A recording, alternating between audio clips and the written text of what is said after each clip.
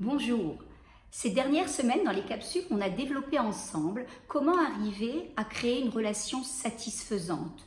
La relation, bien sûr, avec soi et avec les autres, que ce soit avec mon conjoint, mon enfant, mon supérieur hiérarchique, mon ami. En fait, on a compris qu'une relation, finalement, ça se fabrique et ça s'entretient. Qu'est-ce que c'est qu'une relation saine pour pouvoir juste récapituler un petit peu ce que l'on a vu dans les anciennes capsules? En fait, une relation saine, c'est une relation où je suis libre et authentique d'être qui je veux être et faire ce que je veux faire, bien sûr, tout en respectant l'autre. Et justement, dans cette relation saine, eh bien, je respecte et je me sens respectée. Et le troisième point, c'est je garde le lien malgré ma différence et ma divergence. Je garde ce lien avec l'autre malgré ce qui nous sépare. Ça, c'est une relation saine. En même temps, il arrive dans une relation de vivre en fait des rôles, endosser des rôles qui vont biaiser ma relation. On appelle ça des jeux psychologiques dans lesquels je vais rentrer et qui vont ne pas me permettre justement de rester autonome, qui en fait vont faire en sorte que je ne respecte plus l'autre et qui vont en fait créer un barrage entre l'autre et moi. Sa différence me dérange et vous comprenez bien que ça va tirer la relation vers le bas. Stéphane Karpman va nous expliquer justement que l'on peut passer toute une vie dans 3 rôles. Et ces rôles nous empêchent justement d'avoir une vision claire de la relation et nous empêchent de faire des choix et d'adopter une attitude responsable face à soi et face à l'autre. Donc, on va essayer ensemble, si vous le voulez bien, parler de ces rôles parce que je pense qu'ils sont essentiels à toute construction d'une relation. C'est vrai. J'en avais déjà parlé dans une capsule et j'ai eu énormément de questions. Donc, je pense que c'est important de pouvoir y revenir.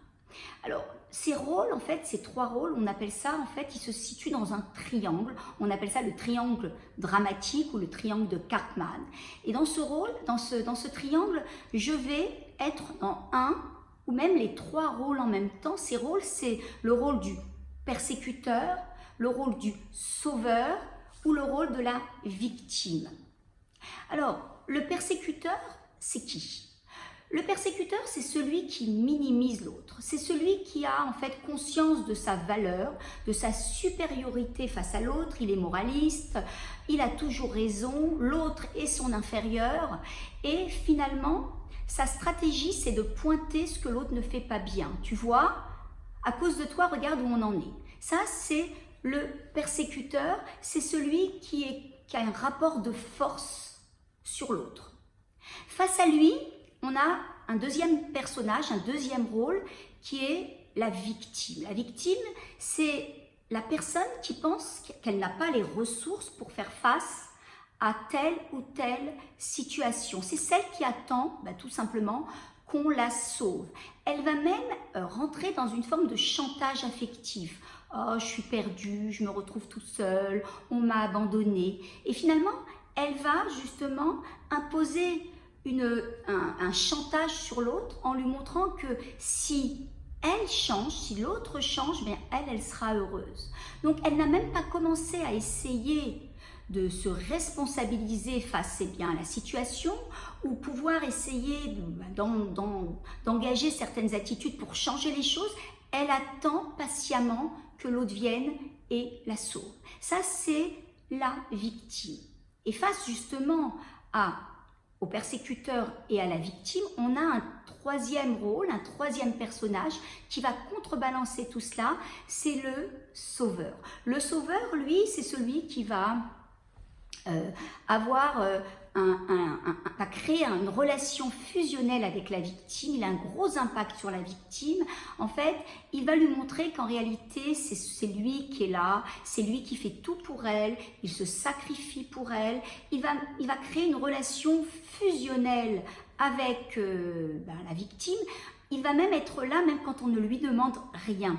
Il va montrer qu'en vérité, il est très très important. C'est, on va dire, ce genre de phrase qui va pouvoir dire mais tu sais, je suis là que pour t'aider, je veux que ton bien. Donc il va jouer ce rôle de la personne qui est là et qui ne pense qu'à aider la victime. Et quand ça va pas bien, eh bien, ce sauveur dira avec tout ce que je fais pour toi, c'est tout ce que tu me rends.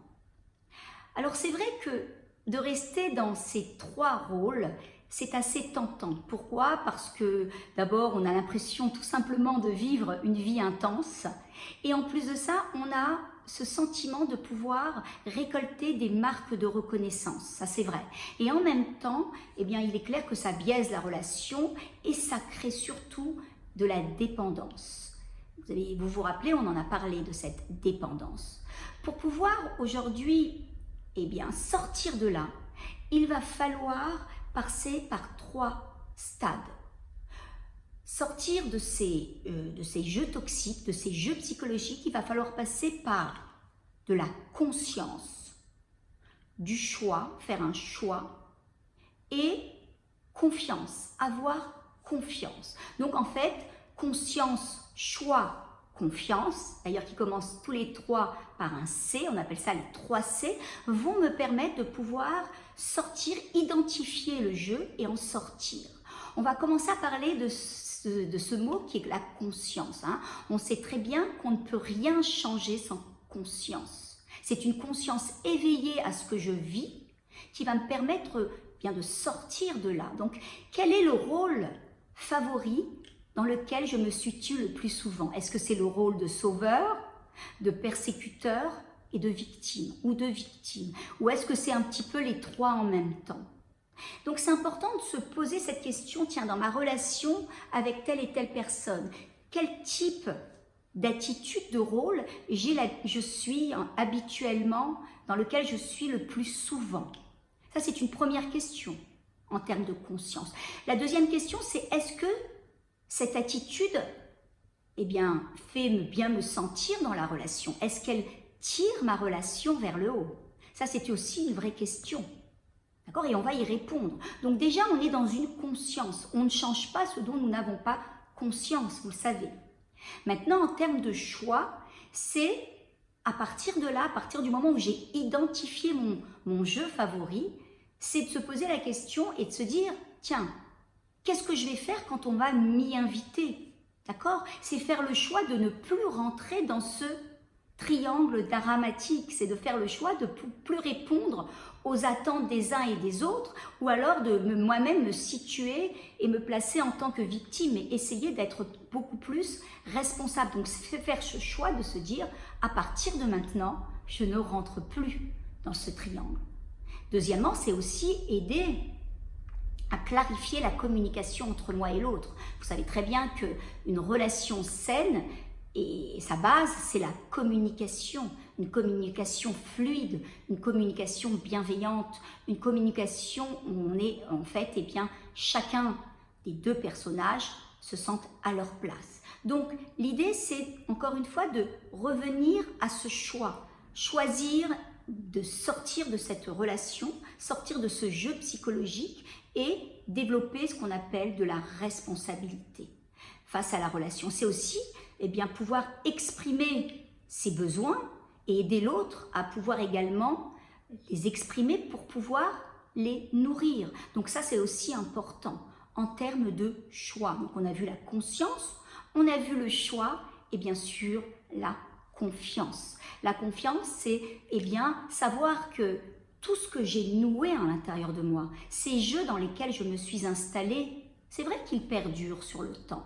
Et en même temps, tout ce que j'ai installé, tout ce que j'ai noué, je peux le dénouer. Donc, conscience, choix, confiance.